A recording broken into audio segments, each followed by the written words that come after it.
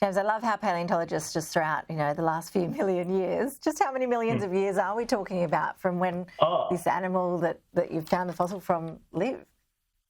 Yeah, so this fossil is 19 million years old. And yes, for a paleontologist, a couple of million years isn't actually a long time.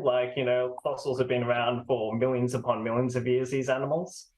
So 19 million years was from near the beginning of early baleen whale evolution. So it was just when they were starting out.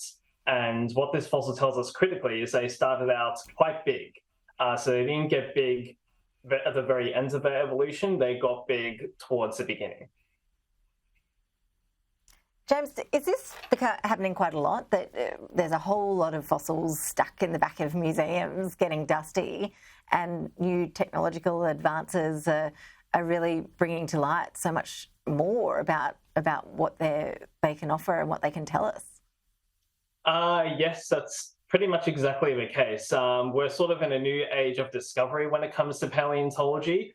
And a lot of fossils in museum collections, once you look at them again, are starting to turn out to be quite important, tell a different story of the evolution of those animals. And that's especially true of fossils in Australia, New Zealand, and other parts of the Southern Hemisphere. All it takes is one fossil discovery usually, whether that's out in the field or in a museum drawer, to upend these long-standing theories that scientists have had. We're watching some vision here of what looks like cupboards and cupboards full of these sorts of fossils. Is it usually paleontologists who find them, or do you generally get sent them from people who've just stumbled on them on their properties, for example? It's a little bit of both. So Frederick Cudmore, the person who found this fossil 100 years ago, he wasn't strictly a professional paleontologist, but he was an avid fossil collector. And paleontologists rely on these fossil collectors to discover fossils because there's very few paleontologists around in museums across the world. And so we can only be in so many places at once. But keen members of the public are critical in help uncovering these new discoveries, because without them, most of them will go unnoticed.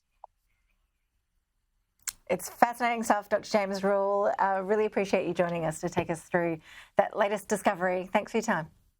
All right, thank you for having me.